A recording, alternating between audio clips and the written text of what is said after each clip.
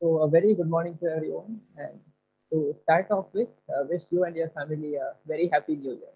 And additionally, hearty congratulations on making it through the qualifier round of GEMS 2022.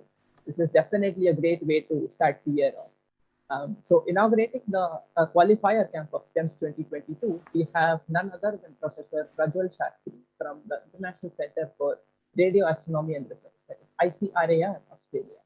Her research interests are primarily in astrophysics, in particular empirical investigation of giant black holes that are found in the centers of distant galaxies. She has held various positions at ICT, STIFR, Indian Institute of Astrophysics, Australian National University, Stanford University, UC Berkeley, etc. And with dozens of publications in major journals, she is also very actively involved in promoting gender equality in science and has very actively played a role by taking on multiple organizational and committee member roles. And as we shall see today, she is a fantastic speaker and a wonderful expositor of science. Today, Professor Prajval will be taking us on a tour into some of the work she does in a curiously titled talk, The Search for the Heftiest Things We Know. So a quick point before Professor Prajval takes over.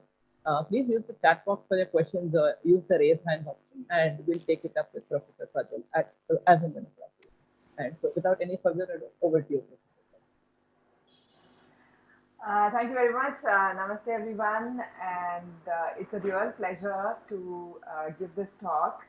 It's always very exciting when young students take initiative to broaden their horizons and to go beyond what is in their curriculum and to do things for others like them, which is what this effort seems to be. So I really congratulate the team on conceiving this and executing it, and it's a great pleasure for me to be part of that. So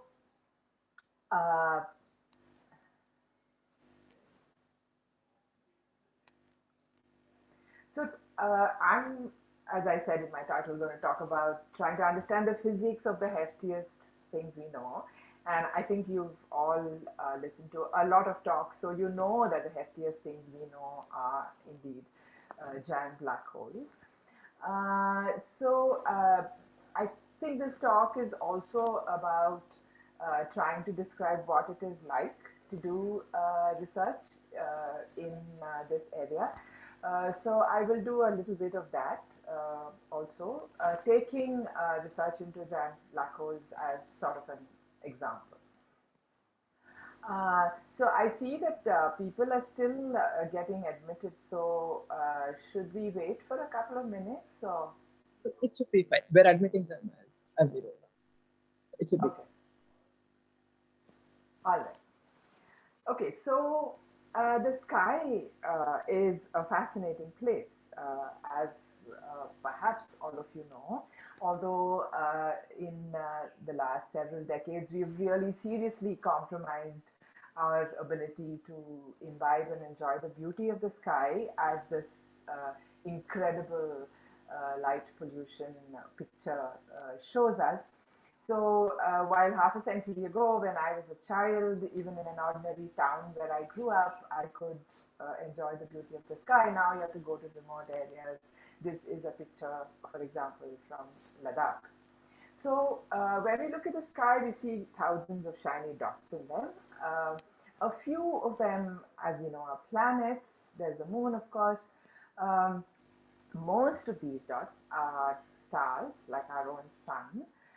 Some of them are not dots as in sharp dots, but they are hot gaseous nebulae, which we see because this gas is hot, then there are atomic transitions giving out light. And then there's the Milky Way, which I could see the Milky Way in the night sky from where I grew up in my childhood, but now you have to go to special places and you have to have good weather conditions and of course no light pollution in order to see that. And there are times, this is a picture from Ladakh where you can actually see it stretching horizon to horizon. Now, astrophysicists adopt roughly 4 approaches to do their research. So first there is the theoretical predictions. that are done using the physics that we have learned on Earth and putting them in mathematical language to make predictions. So some examples, for example, are other stars have planets, which is something that Giordano Bruno said many centuries ago, or masses must bend light, which Albert Einstein said, or collapse to a black hole is inevitable. So these are some examples of theoretical predictions. And then we build instrumentation, a very cutting edge instrumentation in order to observe the sky, because what we see with our naked eye is beautiful, but it's very limited. The sharpness of the images are limited. The frequencies at which we can observe are limited. So then we use this cutting edge instrumentation to observe the sky to test the predictions of the theory. And then we do computer simulation. So we try to simulate the physics that we think is happening in the sky in a computer, knowing the physics, putting in the physics we know, because not all problems are amenable to full analytical solutions. So computer simulations give us a handle. But of course, it depends on, or rather the usefulness of such simulations depends on how well you put in, how realistic the assumptions that you put in are. And they also depend on how finely you sample your situation, whatever you're doing, whether it's like analyzing a hot gaseous nebula and what happens with the radiation and everything, or analyzing, say, what happens when a charged particles or a bunch of charged particles come near a black hole and so on. And the smaller, the finer, the smaller the cell sizes you use, the smaller pieces into which you split your simulation, the heavier the demands on the hardware, and so there is always that kind of trade-off. So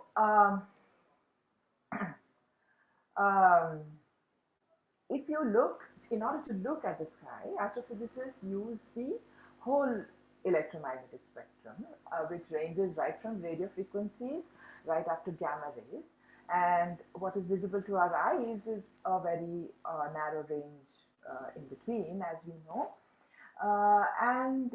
So astrophysicists also use high energy charged particles which come in from the cosmos, which can be measured with instrumentations on Earth. They use neutrinos and they use gravitational waves. So all of these things are used by building sophisticated instrumentation to see what's going on in the sky. So here are some examples. This is the building of the Venubapu Observatory in Kavalur in Tamil Nadu, which is operated by the Indian Institute of Astrophysics, and inside the building is a 2-meter visible light telescope. Here is a telescope called the Keck Observatory in Hawaii, which is operates primarily at infrared frequencies. These are examples of radio telescopes. So this is the Uti radio telescope, a very old one. Oops, sorry. This is the giant meter wave radio telescope in Maharashtra, which is similar to the very large array in New Mexico. So these are both radio telescopes. So all of these telescopes are on Earth, but the atmosphere is not transparent to the whole electromagnetic spectrum, as you know, and this plot shows you that. So in the radio frequency range is transparent, in visible light range it is transparent, and then there are some narrow bands in which the atmosphere is transparent, but otherwise it's all opaque. So in order to see the electromagnetic radiation from the cosmos, we have to go outside of the atmosphere, and that's why we need space telescopes. So these are some examples. This is something called the Spitzer infrared telescope. This is the Chandra X-ray Observatory, which has been operating for a very long time now. This is AstroSat, which is an Indian mission, which has telescopes at ultraviolet frequencies and X-ray frequencies. And this is the Neutrino Observatory, one of the neutrino observatories that we have in Antarctica, located in Antarctica. And this is, of course, the laser interferometer Gravitational Observatory, or LIGO, about which you're likely heard a lot, and which measures gravitational waves. So this is just to remind you that each of these is an enormous engineering feat. Each of these is at really the cutting edge of engineering as we know today. So I said that we go beyond what is visible, right? Now this is a typical, this is a true image. So I will try to always specify when I show something as to whether it's real data or it's just somebody's imagination or it's a computer simulation. So this is a real image of a galaxy, like our Milky Way. Amateur astronomers among you would be very familiar with it because it's a favorite. It's called the Sombrero Galaxy because of its sort of hat-like shape. And this is what the human eye would see if we could see very sharp images. As it turns out, we cannot. Our sharpness is roughly, we can sort of sample 15 samples across the moon, sort of a thing. But if we could see sharper, then we would see this Sombrero Galaxy like this. So then what does it mean to image at other frequencies? How do we render that? There are different ways of rendering it. So these are again visible light images of a whole bunch of galaxies. If the eye was very sharp, this is how we would see it. But suppose I say I'm taking an infrared picture of a galaxy or a radio frequency picture, how do I render it? Because human eye cannot see. So I just wanted to make clear that we use the most popular technique that we use is called false color pictures. And so just to describe that, so this is a typical picture of a cat. If I take a picture of a cat at infrared frequencies, I can claim that this is what it looks like, or even this is what it looks like. So these are both false color pictures where the color is an indicator of the intensity of the light. So it is not a true color. So that's why we call it a false color. And that is why both these pictures are equivalent because it's just a different rendering of a different color mapping that the renderer has used to create these two pictures. But they tell us the same thing at infrared frequencies. What you're measuring is how warm something is. So warmer something is, more intensity. So the cat's eyes are the warmest, you get more intensity. The nose is the coldest, you get less, and then the rest of it is something in between. So in this picture, the renderer has used white to indicate the lowest and used orange to indicate the highest intensity, whereas here the renderer has used black to indicate the lowest. So a false color picture, the colors are arbitrary, and a false color picture won't make sense unless you accompany it with a key which tells you which color is how much intensity. So, for example, here there are two different renderings, two different color mappings, but they're telling us the same thing. And that same Sombrero Galaxy, here are pictures. So look at these pictures. So this was a picture I showed you earlier, which is a visible light picture. This is a picture taken by the Chandra X-ray telescope in X-ray frequencies. This is an infrared. This is the same visible light picture, but rendered as a false color picture. And this is the infrared picture. So you can see that these things are very different. So in the visible light picture, that is as before, you see this dark band. And that dark band is actually due to dust particles, which is spread throughout that plane in the galaxy. And because dust particles emit solely because they are warm, and their temperatures are such that they emit in the infrared, when you take a picture in the infrared, that dust ring becomes very prominent. And at X-ray frequencies, it's something totally different. It is I will get into that later, but it is the very hot accreting matter which is giving us the X-ray. And this is typically what astrophysicists do, that is superpose all these different images to give you what is called a composite image.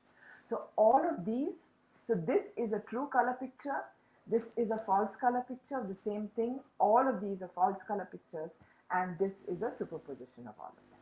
So that's about false color images, and I'll be showing a lot of those. Now, one point about doing astrophysics is that we have the speed of light, which is 300,000 kilometers a second, and so what we're seeing is never instantaneous like in the everyday. So from the moon, it takes 1.3 seconds for light to reach the Earth. From the sun, it takes about 8 minutes, and so we are always out of date. We can never figure out what is happening somewhere now, right? That's not possible ever. It's always late because light takes that much time to come to us. So on the moon, we're seeing things which happened 1.3 seconds ago, and similarly on the sun. And you might think that's not a nice thing, but actually it's a very, very interesting and very powerful tool, it turns out, because we can learn about, there is this idea that, there, which means something which is far away, actually can tell us what was here a long time ago. This centers around what is called the cosmological principle, which most astrophysicists sort of believe in, which is to say that everything, the universe is uniform, so this is not a special place, and so what happened here also happened everywhere else, and so on. And of course, that happens not on the scale of the Earth or the solar system or even the Milky Way, but on a much larger scale. We believe that what happened here happened everywhere. And so if we want to learn about our history, which is the history of our Milky Way, all we need to do is to look at further and further and further galaxies. Because the light that we get from there came at an earlier and earlier and earlier time. And so we can learn about how galaxies like our Milky Way was earlier, even as early as very close to the beginning of the universe. So that is a very, very powerful idea that we make use of in astrophysics, which is centered on the speed of light being finite and on the cosmological principle. Now, I just want to briefly talk about spectroscopy, which is another very, very powerful tool. Of course, we know from laboratory physics that there are atomic lines, there are molecular lines, and the atomic lines are fingerprints of the different elements and so on. And if you have a hot body, then it'll emit in continuum. And so from the atomic lines, the atomic lines originate from different energy levels and all of that. So that from taking a spectrum, first of all, from the continuum, depending on the shape of the continuum spectrum, you can make inferences about what is the emission mechanism. Is it a black body or is it something else? In addition, with the spectral lines, you can get a sense of the chemical composition, which is what is very typical on Earth, right? But in astrophysics, it's more powerful than that. And the reason is this. So for example, if you have a hot black body, your continuum, of course, gives you the continuum spectrum. If you see that light through a cloud of gas, let's say we have a cloud of gas in front of this source of light, and it is heating this cloud of gas. If we see the cloud of gas directly, we will see the emission line spectrum as we expect. If we see the cloud of gas in front of the source, then we will get an absorption spectrum, as you know. And both of these give us, both of these are fingerprints of the composition of the cloud of gas. Right? So far so good. But it's much more than that, because okay, this is just to tell you that all of you are probably familiar with the solar sun of a spectrum. You can see it with just taking a CD and getting the sun to diffract off the CD grooves. And typically one compares that with an ion spectrum from the laboratory, which has billions of lines, so that you know which line is at what frequency and so on. But this business about learning about the composition, it's not just about the composition, because suppose that cloud of gas is moving, then its emission lines or its absorption lines will get Doppler shifted. And so, from seeing the frequency by measuring the frequency of the different emission lines or absorption lines and comparing that to what we know of in the laboratory, this is, of course, given assuming that you've recognized what elements are giving rise to these lines, then we have a handle on the speed of that gas cloud. So, this becomes a very, very powerful tool. So, we get a hold on the dynamics. And so if the movement is towards or away from us, we get a hold on the speed by doing spectroscopy. Of course, if the movement is in the plane of the sky, then we can measure that as well by taking an image today, taking an image tomorrow, and then next year, and see how it changes, and that gives us the speed in the plane of the sky. But in the line of sight, we get a handle on the speed by using spectroscopy. Another very powerful tool is the fact that the universe is expanding. So all of you know this, the universe is expanding, space is stretching, and therefore, because it's a space that is stretching, the further away something is from us, the more the stretching. And therefore, the emission line frequencies will be cosmologically redshifted, so-called, meaning redshifted, by redshifted I mean the frequency will reduce. So because of the stretching of space, the frequency reduces in proportion to how far the object is from us, and therefore spectroscopy gives us a tool to measure how far things are. And this is very, very powerful because in astrophysics, when you see things on the sky, it's just a plane. So it's not, you can't figure out how far something is unless you know its absolute luminosity or its absolute size. But because the universe is expanding, by doing spectroscopy, you can figure out how far something is. I want to make a clarification. You probably know this, but just a clarification about sizes. So things have physical sizes, but in the sky, what we see are its angular size. That is the angle that something physically subtends at our eye. And of course, the angular size is what we measure. So for example, the moon is half a degree in angular size. And we can't just measure the size of the moon just by looking at it, right? So what we measure through our telescopes is the angular size.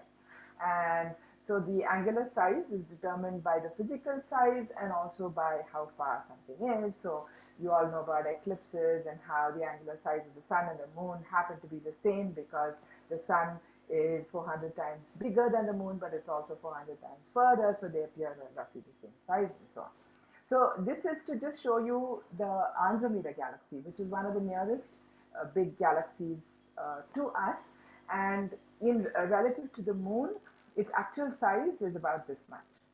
Although when using binoculars or something, we are only able to see the core of it, and it's the only galaxy we can see apart from the Milky Way with naked eyes. But this is how it would look in the sky if we could see it. Just a point about units. So typically astrophysicists use units like this, namely the solar luminosity and the solar mass.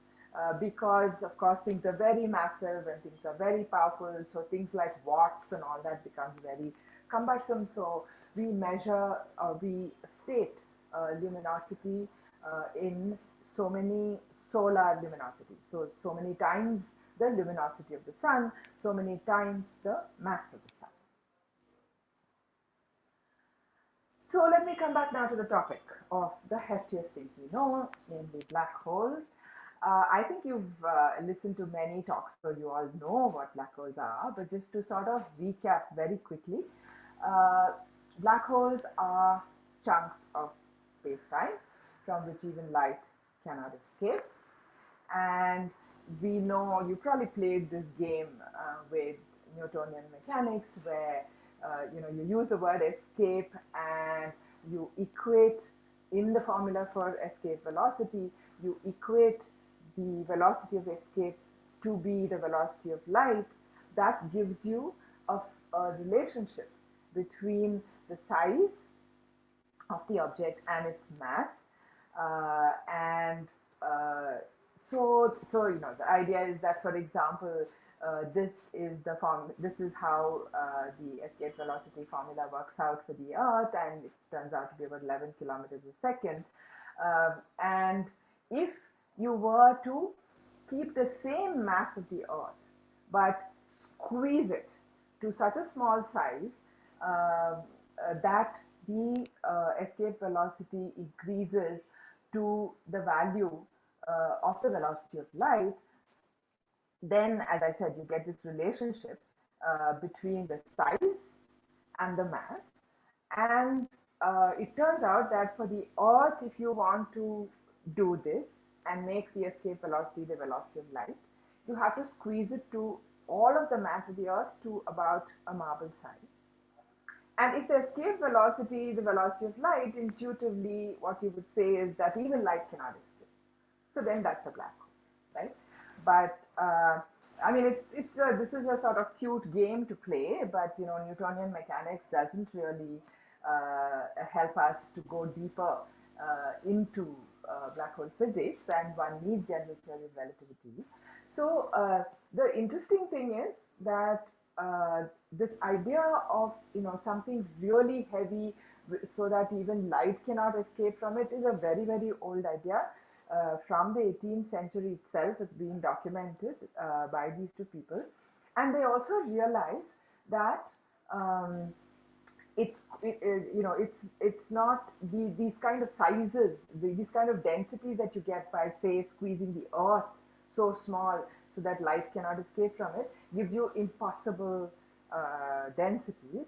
And so they had already imagined that likely these kind of objects are in the cosmos and have to have very large masses. Because, if you do the homework, you realize that the larger the mass, the lower the density in order to make the escape velocity the velocity of light. Now, the interesting thing is that when Einstein proposed his general theory of relativity, Karl Schwarzschild found a solution that popped out, and that solution was identical to this previous formula that I showed you of the escape velocity of light. So was that a black hole? It wasn't clear, because this thing that popped out was a singularity, and first of all, people don't like singularities, and secondly, it was not clear how to interpret this at all. Although the formulas were uncannily identical. So another thing is that this formula it gives you a relationship between size and mass, but it doesn't tell you if there's a minimum mass. So the natural questions are there electron-sized black holes? Have there been any black holes seen in the laboratory? So far, not.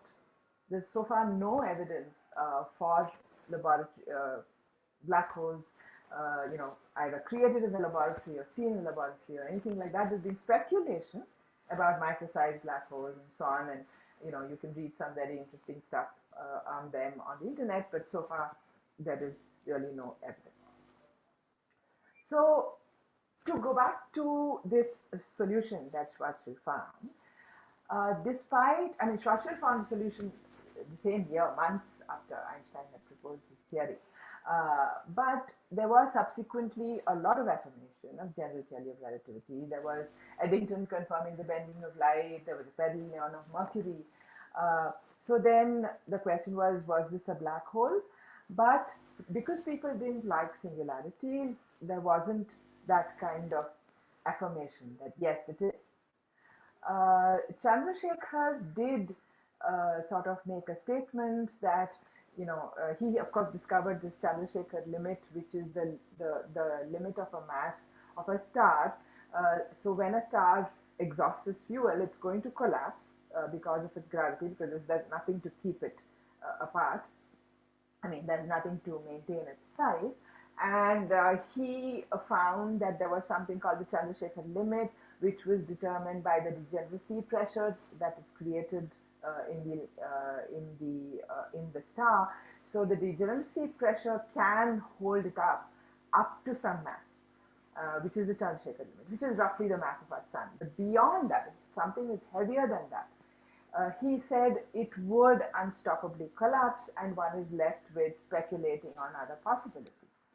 And then a few years later, Oppenheimer and Volkoff said that stars will collapse into black holes.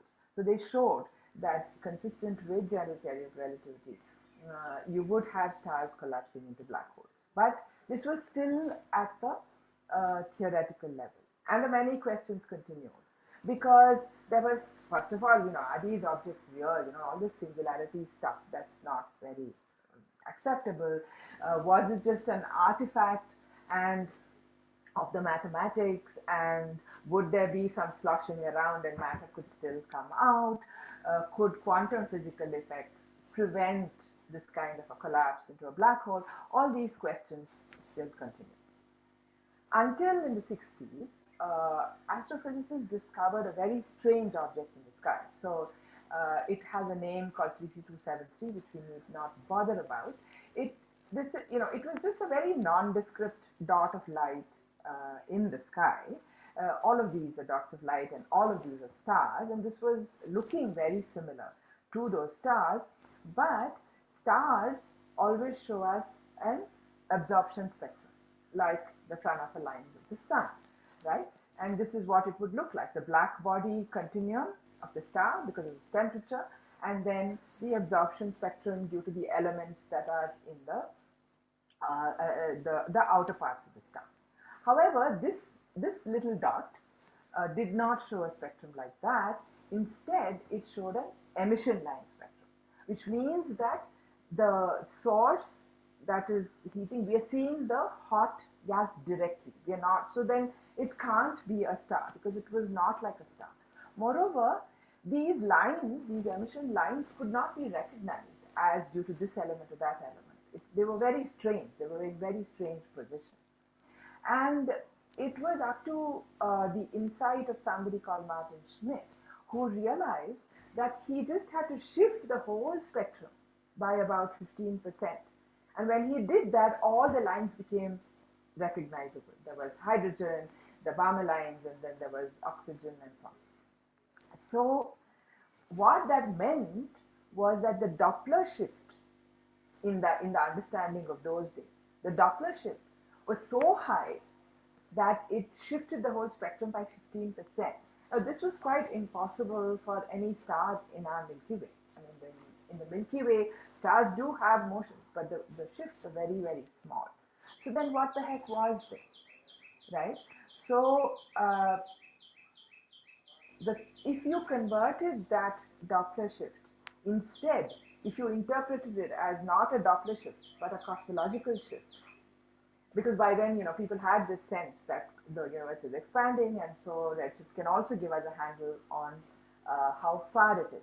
So if you interpret it as a cosmological redshift, then the distances that this implied meant that this little dot of light was enormously luminous.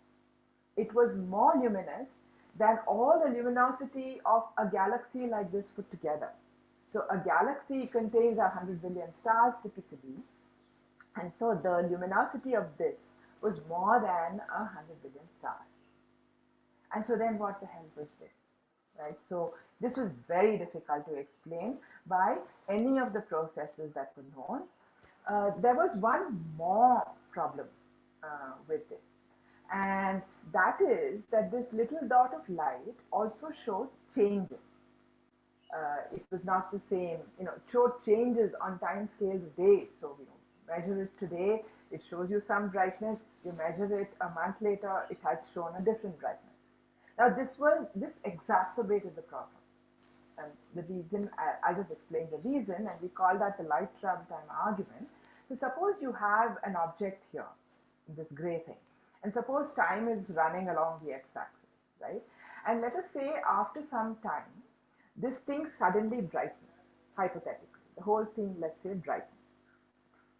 So what do we see here, sitting at a telescope, right? We see first this object, and in order to see this object, we have to see the photons coming from it. So we will see the photons coming from the front side of the object first, and the photons from the back side of the object will come last, because light takes time to travel across this object, right?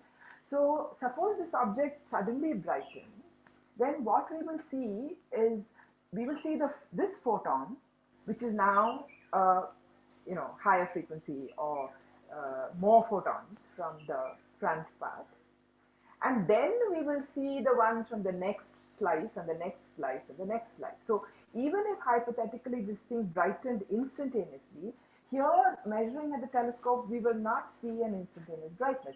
We will see the brightness increase over some time. How much time? The time that light takes to travel across the object. So we turn this argument around. And so we can say that if we see variation in the brightness of something over some period of time, that thing has to be smaller, at least in the line of sight. It has to be smaller than the distance that light travels in that time. So in other words, if we see something changing in a month, then that in the line of sight, that thing has to be smaller than the amount of distance light covers in a month. So this object, which was already known to be so far, in addition, it was deduced that it has to be small. So this enormous power, this enormous luminosity, more than 100 billion stars put together, coming from such a small object that is so far away, was a real problem. So the only way to explain it was to say that there is this very collapsed object of the kind that Oppenheimer talked about, and near its horizon, because Oppenheimer correctly interpreted this Schwarzschild solution as a sort of a horizon, an information horizon, beyond which information cannot come, but beyond which you can sense the gravity of that object. So there were these scientists such as Salpeter and Zeldovich and Novikov who said that if you have stuff which goes around this very massive object, due to the fact that it is curving the space-time so heavily, we can harness that energy, and some of it, and in the process, it can shine, it can get accelerated, heated, and shine, and we will see a very powerful source from not from the black hole itself, but from the surroundings of the black hole. In other words, the fact that we saw an object like 3C273, which is so powerful, but yet coming from a very small, relatively small volume, then it meant that this was the only way to explain it. And this is what prompted Roger Penrose, who was a mathematician with very powerful, with a very powerful toolkit at his disposal. It prompted him to apply his rigorous topological methods back to this problem of the singularity, and he concluded that collapse to a singularity was inevitable, and that it didn't actually depend on any special symmetric conditions and all that, and so it became much more acceptable that this is what would actually happen at the end of a star. Now, I mentioned 3C273, so there were investigations carrying on through the 60s itself, which involved imaging of these objects at different frequencies. So I showed you the optical image and the optical spectrum. Many such galaxies continue to be discovered, where in this case, for example, you see a false color picture of the radio image, which is superposed on the visible light picture. So the visible light picture shows you this galaxy here, where you can't, it's not sharp enough to see individual stars, but it's a huge collection of stars with a higher concentration in the center. Some of these other spots are either foreground stars or other galaxies. This, for example, is definitely a foreground star. and then the others are galaxies. And on this is superposed, like I showed you earlier, a composite image and how false colored images are superposed. On this is superposed a radio picture. And what the radio picture shows is that from the center of this galaxy, there are these structures that are coming out in two directions, and they're coming out of the galaxy itself out into intergalactic space. So the size of this kind of thing, structure, it's huge. It's hundreds of kiloparsecs. And this is another example.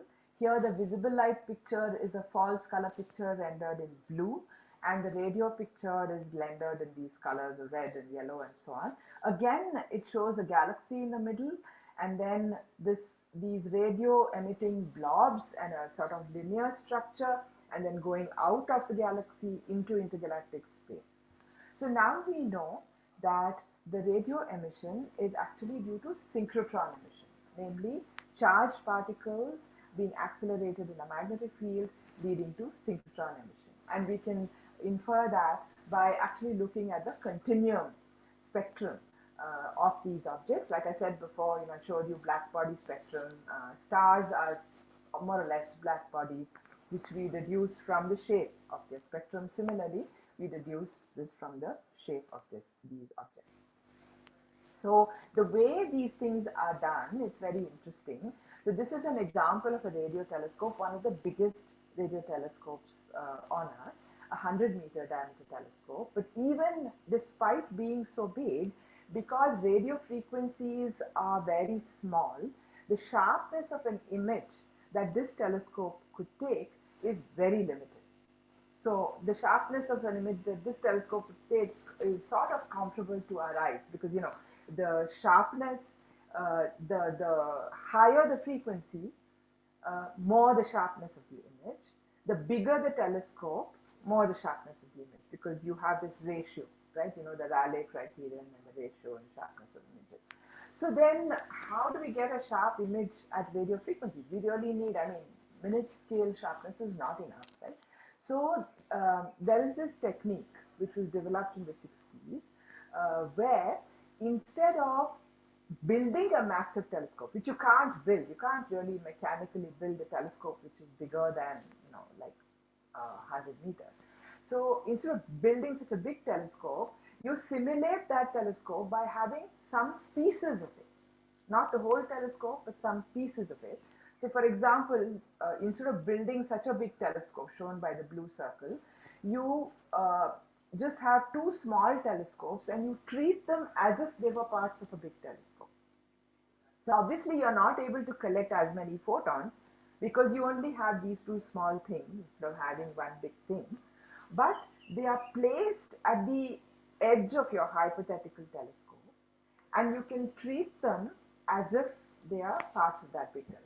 And the way to do that is, the way people do this is by realizing that by doing this and by correlating the signals that you measure with each of these, instead of just adding them up, correlate them, then you're effectively measuring one Fourier component of the Fourier transform of the sky. So you have to think of the sky, an image of the sky, say the moon or some galaxy or whatever, or just a blank piece of sky with a bunch of dots, stars, etc.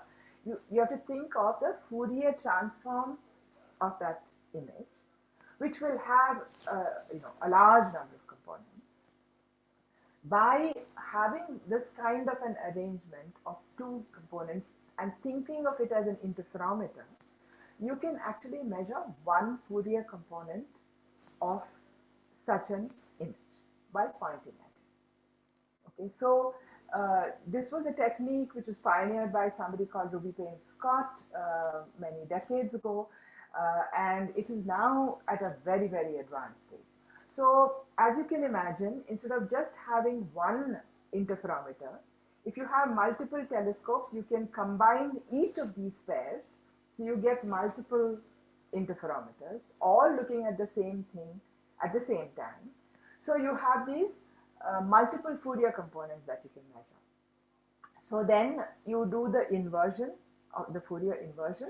You get some sense of what the image might be like. And the more telescopes you have like this, the more, the higher the fidelity of your image. So the Giant Meter Wave Radio Telescope in Maharashtra is an example of such a telescope. We call it a telescope, but actually it's an array of single telescopes. And there's another interesting thing. So the thing is that if you're pointing at some direction in the sky, you're actually, from the point of view of that thing you're looking at, you're seeing two telescopes on Earth, which are formed into an interferometer. But when the Earth rotates, that interferometer thing will also rotate, and so the projected distance between those two elements, as seen by this piece of sky, whether it's a star or a galaxy or whatever, will change, right? Because the Earth will rotate. So what was initially like this will become like that. So it will be a shorter projected length. Shorter projected length means a different Fourier component. So by taking instantaneous images, one here, one here, one here, as the Earth rotates, you are effectively changing the distance, the length of your interferometer, and therefore at each instant you're measuring a different Fourier component. So this way you can measure more and more Fourier components, and therefore when you do the inversion, you get an image which is closer and closer to the real image. So this is how these kinds of images are obtained at radio frequencies, and it's very hard to do this at higher frequencies. So the higher the frequency you can do it at, the sharper the image, of course, you can get. But it's hard to do it. People are doing it at visible light and so on, but it's really hard. But the technology in the radio frequency regime was in place many decades ago. And so what we have is not only that we see that you have this galaxy of stars, and from the center there seem to be these structures which are emitting in synchrotron radiation and giving rise to these huge structures out into intergalactic space. We also know that these are things which is originating from the center and going out. They are not things which are somehow originating there and coming in. And how do we know that? We know that because some of these telescopes have extremely sharp images by placing the telescopes very far away on the planet. So this example is like the Giant Meter Wave Telescope. So the farthest two telescopes are here is about 35 kilometers. And the farthest the telescope are, the sharper the images we get, as I explained earlier. So now if you make them even further, like have one telescope on one continent and another one on another continent, then your sharpness increases by another order of magnitude. So by doing that, and by taking images at different times, we have been able to see that the structures that are emitting synchrotron radiation are actually moving outwards. And not only are they moving outwards, they're moving outwards at almost the speed of light. So the only way to explain this phenomenon is by saying that there's a giant black hole at the center of the galaxy and all that I said earlier. To sort of affirm this is this sort of computer simulation. So this is a computer simulation which has real magnetohydrodynamics and general relativity put into it. And it is looking at what happens if you have a massive black hole and you have stuff swirling around it and eventually plunging into it. What happens is this stuff gets heated to very high temperatures because of the acceleration due to the black hole. And so it becomes plasma and generates magnetic fields. So these green lines that you see in the simulation are representing magnetic field lines. And the magnetic field lines twist, and therefore there's accumulation of a lot of power, and then some of the material, therefore, instead of plunging into the black hole, is launched out into these bipolar streams, which you can see here in that bluish reddish stuff, which is jets of plasma which is squirted out of the central black hole. So not all the material eventually plunges into the black hole. Some of it gets squirted out like this into these jets of plasma that you see. This is what the simulations are telling us. So the simulations are kind of affirming what the ideas that I put forward before to what I see. Now, there's another prediction of this whole business, and that is that we do see that galaxies come together. We see, I mean, these are snapshots, these are real snapshots of galaxies which are obviously coming together, and their stellar orbits are getting affected by, you know, each other's gravity. So you can tell just by looking at this that, you know, these are two spiral galaxies and they've come together, but, you know, their stellar orbits are getting disturbed. Here is an example where the disturbance is much more. So, you know, you can see that the stellar orbits are pulled apart. So this galaxy looks like having tails or something. Now, this phenomenon, obviously, we can only take snapshots because these things happen at a very, very, very slow pace, not in our lifetimes. And so we can only take snapshots. But we can use computer simulations to try and understand what is going on, and also what, you know, what will be the future of something, of a system like this. And it turns out that each of these galaxies which have a black hole, when the galaxies come together, and I actually forgot to put a simulation of that, but maybe I'll put that after the talk if, you know, you're interested.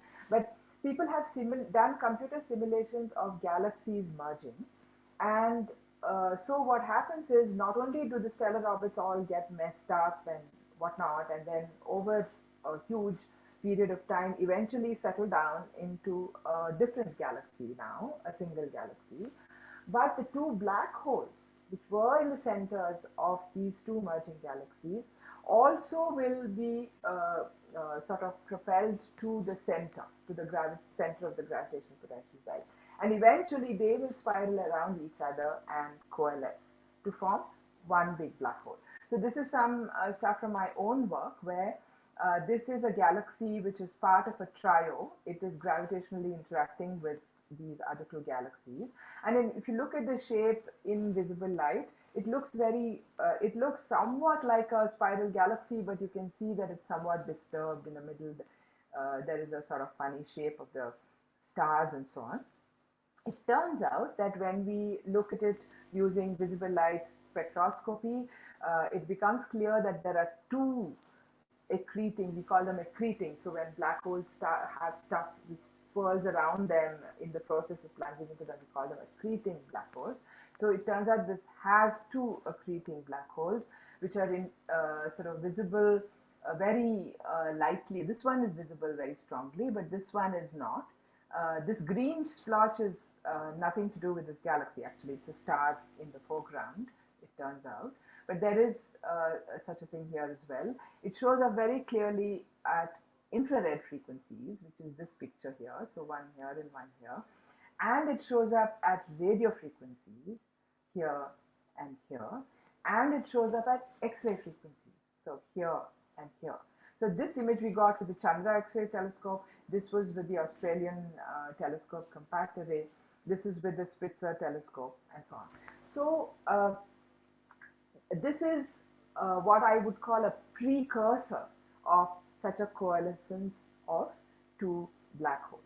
And when such black holes coalesce, of course, there will be gravitational waves which are created. And the current Gravitational Wave Observatory cannot detect these because of the frequencies are in a different regime, but a future interferometric gravitational wave observatory can detect them.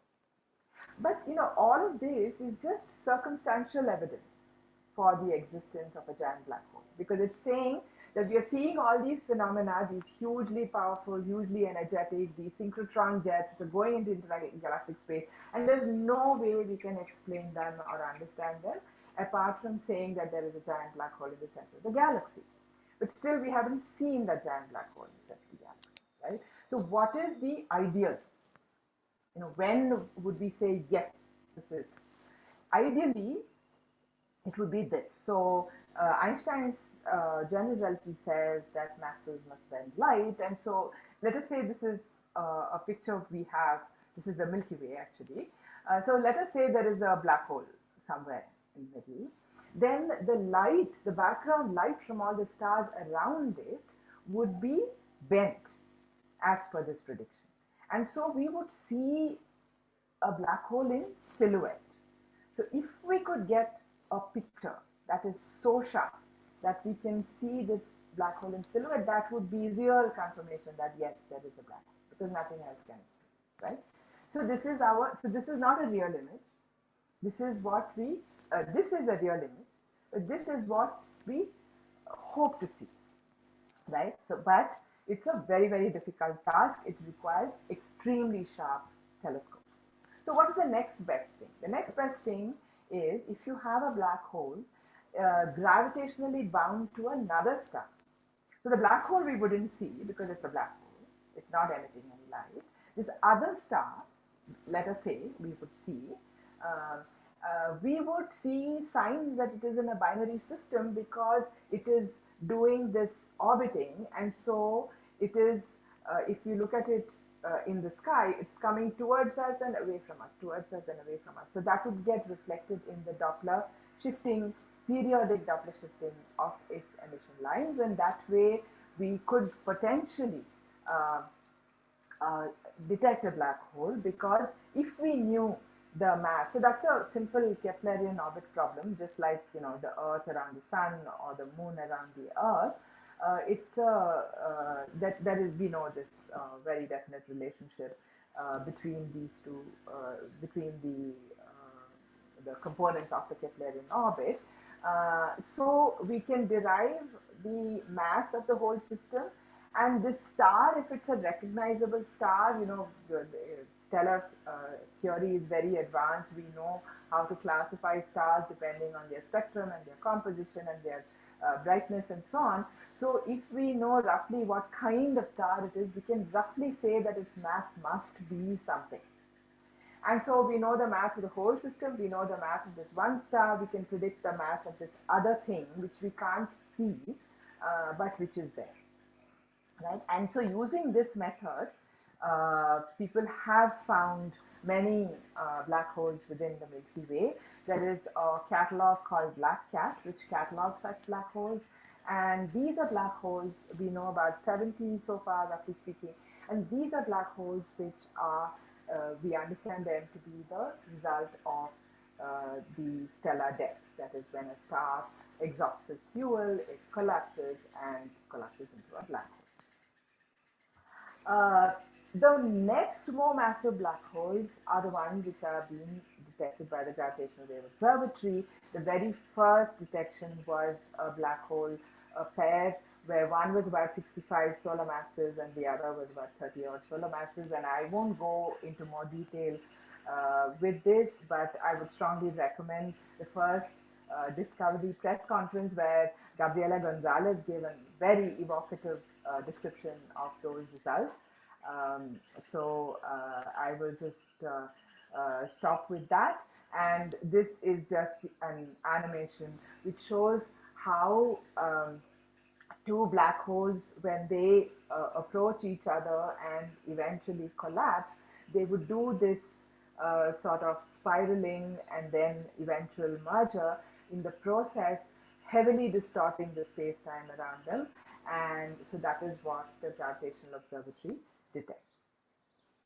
So back to these other galaxies, what is the, so given that we see these kinds of jets of plasma and so on, it is very, it's very heavily suggestive that not only these galaxies have a giant black hole in their center, but every galaxy likely has one, right? Which means that the Milky Way, which is also a spiral galaxy as we know it, also likely has a giant black hole in its center. And this was an idea, so this is a picture of the Milky Way, And this shows you the Sagittarius constellation, for those of you who are familiar with it.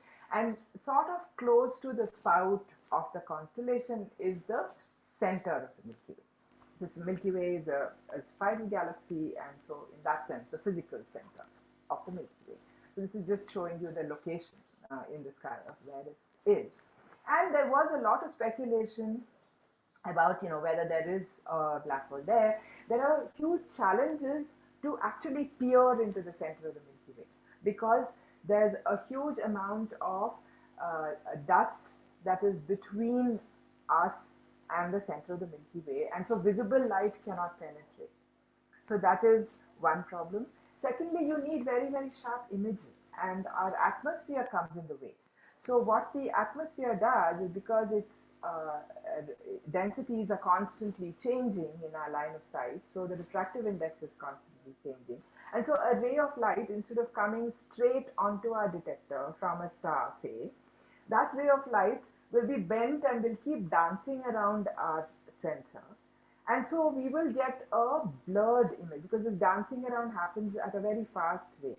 So instead of getting these individual star images, what we see is just a blur. And so that reduces the sharpness of the image. So how to overcome this? So there were many attempts from a long time to try and figure out what is happening in the center of the galaxy. People realized they have to do it in the infrared, because the visible light doesn't penetrate to the center. And so these are some of the early papers that came out by Reinhard Genzel, Lacey, Towns, Niranjan Thatte, and so on. But the big step forward was when these big telescopes got built. So this is one such, the Keck telescope in Hawaii, and it has a size of 10 meters, which means it can collect a huge number of photons compared to, say, the Hubble Space Telescope or the Venu-Bappu telescope, which are 2 meters in size, the mirror size. So a 10-meter telescope can collect a huge number of photons in a short time. And so Andrea Ghez made use of this to image the center of the Milky Way. And so what she did was to take images very quickly. So while this thing is dancing around, to capture each of those positions before it jumps to the next position. Okay, so that was a very difficult and challenging task. And so, for example, in the center of the Milky Way, this is what she saw. So here is a cluster, it's a mess. Here is one mess, here is another mess, a third mess, a fourth mess. But you can see that each of these messes are very similar in structure. Each of them is the different positions of a star. So all of these represent one star, this another one, and so on. So by doing this very quick capture, they were able to find stars in the very center of the Milky Way. And then by taking images spaced out, they were able to see how these stars moved. So it means, of course, getting rid of this mess and making a single star. But there was another technological leap, which okay, so this is just to show that each of these is actually a star, but it looks messy because of this dancing around. The other leap which happened was the ability to shine a laser beam out into the atmosphere at the target, measure the atmospheric distortions using the laser beam, and then counter distort the mirror in order to compensate for that in real time. How are they able to do this? Because this big 10-meter mirror was not a single mirror, it consisted of hexagonal segments. So I've shown one segment here. So this whole mirror is made up of such segments, and here is one segment. Each of these segments has a control behind it. And so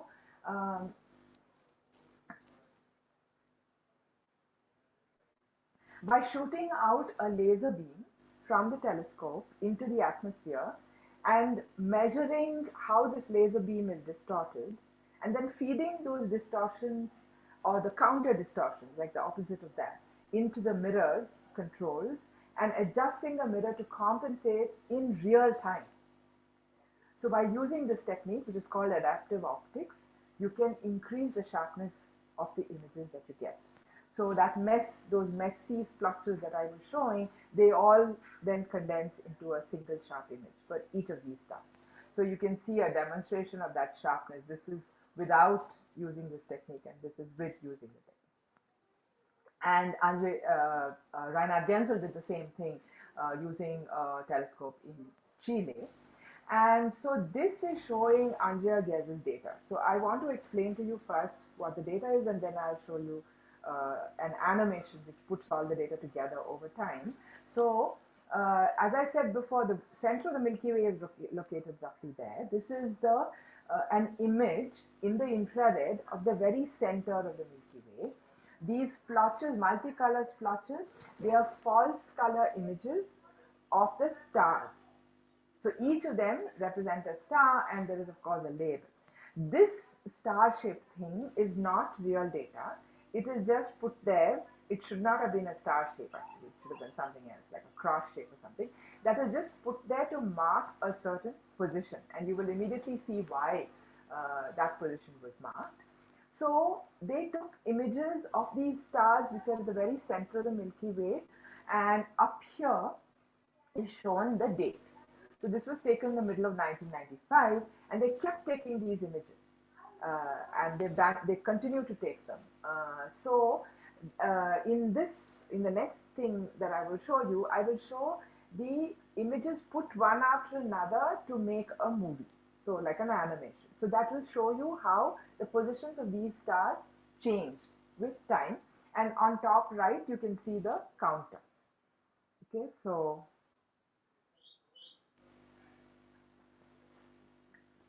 you see the stars are moving. You see on top the date. So now we're going through 2002 and so on. And it will run right up to 2020. And there are curves which are being drawn, which are to guide the eye as to what is happening. How are these orbits shaped? So the thing that immediately strikes you is that the stars are not moving randomly. Right? They are moving in elliptical orbits, clearly. Moreover, the elliptical orbits have all the same common focus. And that is why you have this star over here, because it's the same common focus. And the third thing is this particular star, which is having an orbit like this, it approaches that common focus very closely, but it emerges from that common focus. So clearly, Keplerian physics tells us that there is something here which is gravitationally driving all these things in an elliptical orbit. One can calculate the mass of that. That is not hard to imagine. The mass turns out to be 4 million solar masses. But this other thing, that this orbit of this particular star, the star approaches this point very closely, but emerges. You don't find signs of a collision and the path being deflected and so on. It is merrily going along its elliptical orbit again, which means that whatever this thing is, this mass, 4 million solar masses, which is driving all these stars into elliptical orbits, has to be smaller than that size, because otherwise you would have seen the signs of a collision. And so when you put all that together, it turns out that this thing has to be a giant black hole, a supermassive black hole with a mass 4 million times the mass of our sun. But this is again still dynamical evidence. We haven't seen this massive black hole. So that is the last thing I want to tell you about, which is again coming back to this ideal dream of being able to image the silhouette of a black hole. The problem is here the contrast between all these, the light from all these background stars and a black hole is not that much. So it's hard to detect, even apart from the fact that you need a very sharp, very sharp image. So the solution was to look at, remember these galaxies that I showed you earlier, where you have a galaxy of stars and then you have a central presumably black hole, which is creating these jets of plasma and moving. Now, this is one such example. It's a galaxy called Messier 87. And here is the visible light picture, which primarily shows you the stars. And these are other image pictures. So this is a radio picture and a visible light picture at the very center and an X-ray picture. And they show you that how from the center of this galaxy, there is this jet of plasma which is coming out. And this is a zoomed out version which shows you that there is this jet, but there must be also another jet, and they are both coming out of the galaxy and resulting in these big blobs of synchrotron emitting plasma in intergalactic space. And zooming out further, you get this picture in the radio. So this stuff is all inside here. And this shows you that in the past, there was probably another episode of such bipolar jets, which have gone very far into intergalactic space and become very diffuse. And this is probably an episode from even earlier, where the diffusion is really very, very large. So this is extremely large, as you can see. So they took this this object, and the thing here is that because you have this plasma and all that happening, and you also have the interstellar gargantua type swirling of hot material into the black hole, the contrast between light from the stuff around the black hole and the black hole becomes very high. So then it makes it easier to get the silhouette of the black hole. And so that was what was done. So effectively, instead of picking a situation like this, where the contrast is only between the background stars and the black hole, they picked a situation like this, where you have a swirling matter which is very bright. And so the contrast between this and this is quite strong. And so then that increases their chances of detecting. They use the interferometry technique that I talked about before. So there were these telescopes spread across the planet, which were combined as interferometers to measure the Fourier component of the Fourier transform of the sky. And so this shows you where all these telescopes were located. All these telescopes operated at 1.3 millimeter. So in the radio frequency range, where this technique of interferometry and so on is well established, they chose the highest frequency, which means it will give you the sharpest possible image. And this object, and this is what they found. So exactly what we expect, the silhouette for black hole with the stuff around it shining. So this is the stuff that is swirling into the black hole. And the mass, this was a mass that was known even before from other techniques of 6 billion solar masses, and that was also confirmed by this telescope. And so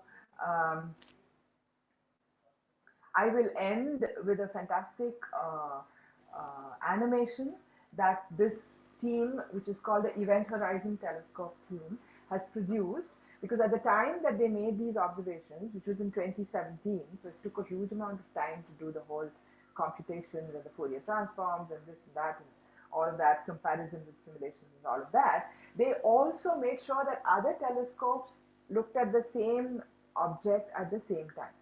So they have X-ray images, infrared images, and all of these. And they put all of these together into this animation, which kind of zooms in and zooms out and zooms in. It's really very nice. So, oops, sorry.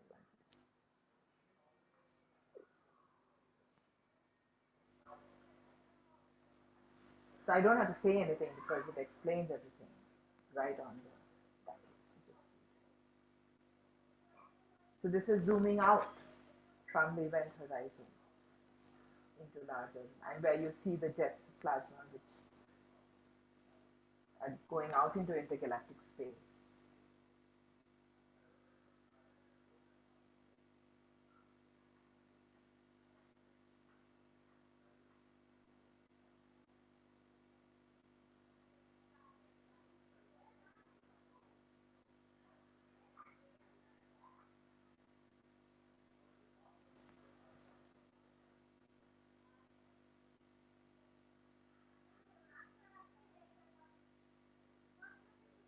So now you're only seeing splotches because these gamma ray telescopes and so on don't have the sharpness to deduce the structure. So it's just one big splotch.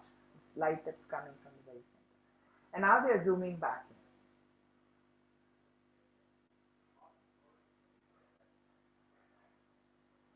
Okay. So I just want to end with this picture, which is a picture taken by the Hubble Space Telescope of a piece of sky which is just the tenth of the size of the moon, and chosen to be the darkest piece of sky known at the time. Darkest meaning no bright stars, no bright galaxies, and none of that, just like a regular, ordinary piece of sky. And in that tiny piece of sky, they found 10,000 galaxies. So each of these galaxies has 100 billion stars. Each has likely a giant black hole in its center. Each of these stars has likely a planetary system, and each of those planetary systems has the potential to have a life. So I will just end with that.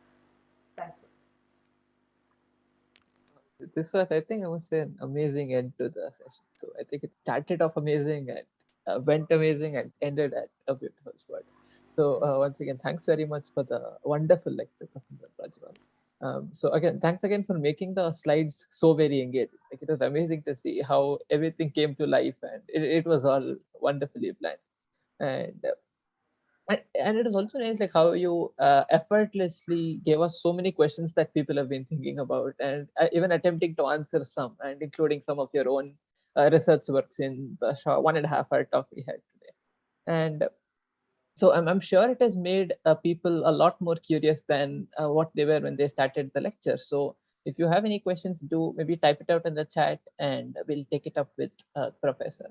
And in the meantime, I got a few questions on chat. I'll just maybe read them out. The first question is there a physical theoretical limit on the maximum density that can be attained?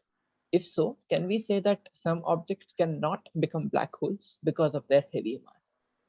Sorry, is this a question on the chat? Yeah, this I got it. This someone sent it to me in a private chat. Okay. Yeah. Okay, before answering the questions, I have to thank a very old friend, Bhamidi Rao, for being here and listening to this lecture. Really nice to see you, and what an honor that you participated here. Bhamidi Rao, we collaborated to run some astrostatistics schools several years ago, and apart from all the wonderful statistics they taught us, it was our pleasure to show them the Milky Way in Catalogue Observatory. Luckily for us, in the month of July, which is the monsoon, the sky is cleared, and we could show them the Milky Way. So that was, I mean, it was an amazing experience. We repeated that several times, and each time it was an amazing experience to collaborate with these statisticians. So thank you so much for joining. Okay, so actually, I would like you to repeat the question because I got a little distracted searching for it in the chat window. Before I go to that, maybe Professor Bivira, anything to ask? Yeah. Thank you very much, Prajval. Very nice talk. Glad to see you. Same here. I have just one question. Instead of one huge telescope, you were mentioning about several small radio telescopes. Isn't it a big mess to make this noise correction for each of them? Yeah, I mean, big mess is understating it. It is a huge mess. There are some cute things which help. So, for example, if two telescopes are looking at the same object, there are certain errors which are common to the telescopes. Right. There are certain errors which are dependent on the baseline, meaning the connection between the two telescopes. But there are certain errors which are only dependent on, which are specific to that telescope. And because that telescope appears in all the different baselines, you can make all these combinations. Correct. So then there is a redundancy that gets built in. So that redundancy helps in getting rid of some of those. I see. So in a sense, it is equivalent. It is done offline. It is done after. So in the case of the radio interferometry technique, the data are gathered from each telescope and then correlated offline. Right. So this error correction is done offline, but intuitively it is equivalent to the other thing which I said about what Andrea Ghez did with these hexagonal segments of the mirror and measuring the distortion and then adjusting the mirror to compensate for the distortion. So intuitively, it is the same thing that is being done in this radio technique, except that it is done offline instead of doing it online. So, but that is why people took 2 years. So 2017, they made they did the observations of this galaxy called Messier 87. It took until 2019 for them to publish the results and the silhouette. So that tells you how messy it is. There are 4 independent algorithms, 4 different teams independently, not talking to each other until they got their result, and then comparing the result only after they got the final result, and all this very, very, very rigorous. Yeah. So there is a pre-calculation to place the telescopes so that certain errors cancel out, is it? No. No, I see. No, the errors cancel out because the errors are of 2 kinds. One Right. to do with the connection between the 2, Right. which we can't do anything about. That we have to live with. But Right. there is another error which is specific to each telescope. And because the telescope appears in all these different baselines, I see. there is a redundancy which we can Okay. then use to get rid of those errors. Oh, thank you. Excellent. Yeah, so sorry. Can you repeat that question? I really Thank you, forgot sir. it. Thank you. So maybe like there's another question which is kind of on the similar lines to what Professor P.V. Rao asked. So maybe I'll just read that out before that. So how does making small telescopes and using it as a big one increase precision? And a second part of that question is, does the James Webb Telescope create more opportunity for studying black holes deeply? Was this its main purpose? Okay, so the first part, how do smaller telescopes give more precision? So the thing is that if you have a telescope of a certain size, the Rayleigh criterion tells you that the bigger the telescope, sharper the image. But it's also true that bigger the telescope, more the number of photons. So ideally, we would like to just keep having bigger and bigger and bigger telescopes. But beyond a point, mechanically, we can't have a big telescope. We mechanically won't be able to steer it. The biggest telescope, which is the FAST telescope in China, it's a 500-meter telescope, but that is not steerable. That is in the ground. It's stationary. It is steerable electronically, which is an interesting thing in itself, which I won't describe. But so there's a mechanical limit on how big telescope you can have. So what is done with this technique is to decouple the 2 things. So you have smaller telescopes, so you pay the price in terms of not gathering as many photons, but you imitate the bigger telescope in terms of how sharp an image you get by using this technique of Fourier inversion. So if you think about it, light rays come and reflect on a telescope and then they get focused at the focus. It's effectively a Fourier process. So if you think of it in the other way, in the opposite way, that you think of this, you imagine the sky image and you think of the Fourier transform of the sky image. Then each of these small telescopes connected measures one Fourier component. And so then by having more telescopes combined, you measure more components. By using the Earth's rotation, you measure more components and so on. And then you invert and derive the original image. So obviously, the more Fourier components you have, the better fidelity you will get. So it's not about precision so much as being fidelity, fidelity to the original image. So precision comes into the picture by, measuring your signals correctly and reducing the noise and, all kinds of things like that. Okay. The second part, what about James Webb? Yes. So James Webb telescope will tell us a lot about distant galaxies and giant black holes.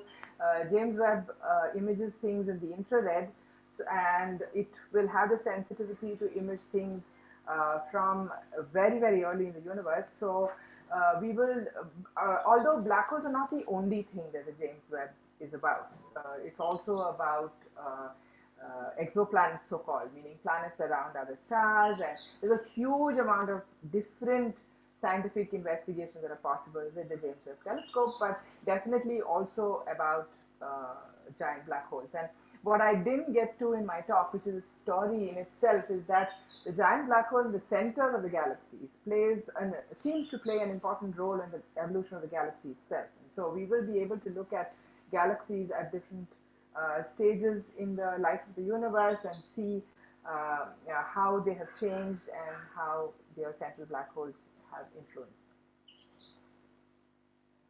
Thank you. And I mean, coming back to the initial question, Yeah. so is there a physical theoretical limit on the maximum density that can be attained, that is, an object can attain? And if so, can we say that some objects cannot become black holes simply because of their heavy mass? So that is actually not in my expertise, but as far as I understand, if you in a theoretical quantum gravity investigation do imply a certain density limit, as I understand. I wouldn't be able to demonstrate it to you because it's not my area of expertise, but something, I think it's something like 10 to the 94 grams per cc or something like that. And I'm not familiar with the debates around that number and all of those things. So that is a limit on the energy density.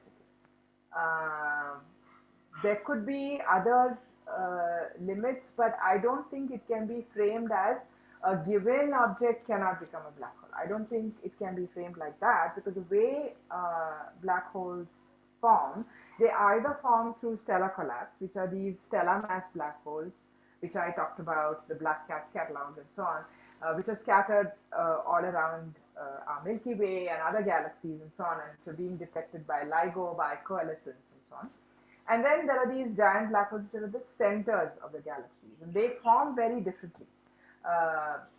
It is theoretically possible that these stellar mass black holes, which formed very early in the universe, very early in the universe, metallicity was low, so the masses were high, like 100 solar masses and all that, and also the universe was smaller, so chance encounters are higher, so they coalesce like that and formed these very big black holes. But it turns out that we see very, very big black holes, even a billion solar mass black holes, very early in the universe. So there's not enough time from the beginning of the universe for these black holes to form if they just started from like stellar mass black holes and 100 solar mass black holes. So we need another mechanism.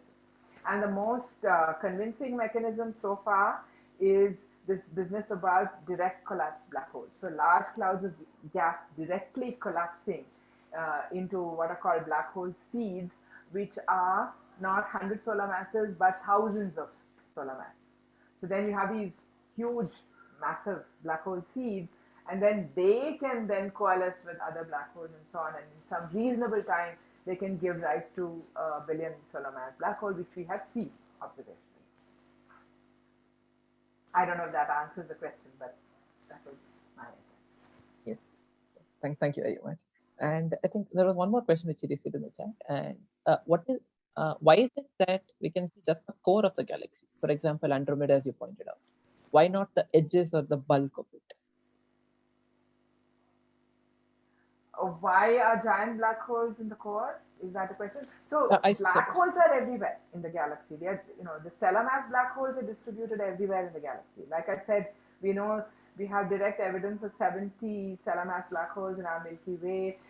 Those are distributed everywhere, and the estimates, although we haven't seen all of them, the estimates are that there are, thousands more, maybe a million such black holes everywhere in the galaxy. And therefore in other galaxies as well. But the giant black holes tend to be at the center because that suppose you have direct collapse into these black hole seeds, and then they become these giant black holes. It is but natural that they will be at the center of the gravitational potential well of these of all the stars that constitute a galaxy. So that is not as such a surprise. Where they would be off center would be when two galaxies coalesce and each of them has a giant black hole in its center. But computer simulations show that in that case also, of course, if you catch them before they have fully merged, the two black holes won't be at the center. But eventually, they will also be driven to the center of the gravitational potential well and swirl around each other, spiral in and coalesce, and land up in the center of the remnant galaxy, which results from the merger of the galaxy. Thank you. And I think there are a couple of other questions in the chat on black hole information paradox and cosmological shifts. But I think in the interest of time, maybe you can write the questions to us and in our official email ID, and we can get them answered by Professor Prajval when her time permits. So again, maybe do join me in thanking Professor. Yeah. There was one question which I can very quickly answer. How is the true color picture created? So the true color picture is created by taking images in the red, green and blue channel and combining them in such a way to imitate the response of the eye. So that is how a true color picture. How are masses bending light? That I think there are a lot of experts on general theory, and you can learn from them.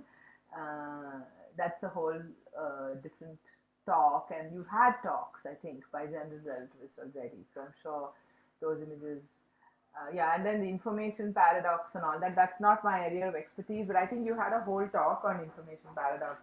Subrat Raju gave a talk, so you can look at the YouTube on that.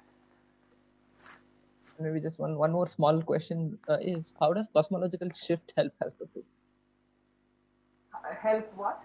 Astrophysics. How does cosmological shift help? What is cosmological shift?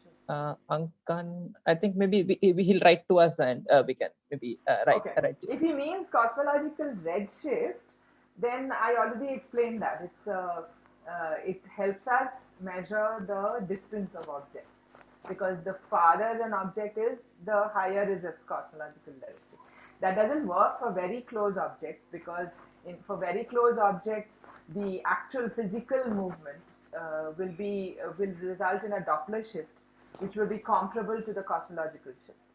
And so you have to disentangle that. But when objects become further than some distance, then the kinematic Doppler shift becomes a very small fraction of the cosmological redshift, and so then we can use the cosmological redshift to measure the distance.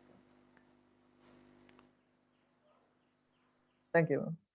And so I think we can now call it a formal close of the session. So please do join me in thanking Professor Prajval for this wonderful lecture and patiently answering through the many questions. And I'm sure all of you have many more questions to come. Do write to us, and Professor Prajval, I'm sure, will be more than happy to answer the question. And so we meet again today afternoon in 2 hours from now at 3 p.m. when Professor Piyush Srivastava from TIFR Mumbai will be giving a lecture on counting with complex numbers. So hoping to see you all there, and take care. Thank you very much, ma'am. Okay, thank you, ma'am. Thank you, Prof. Thanks for making me part of this.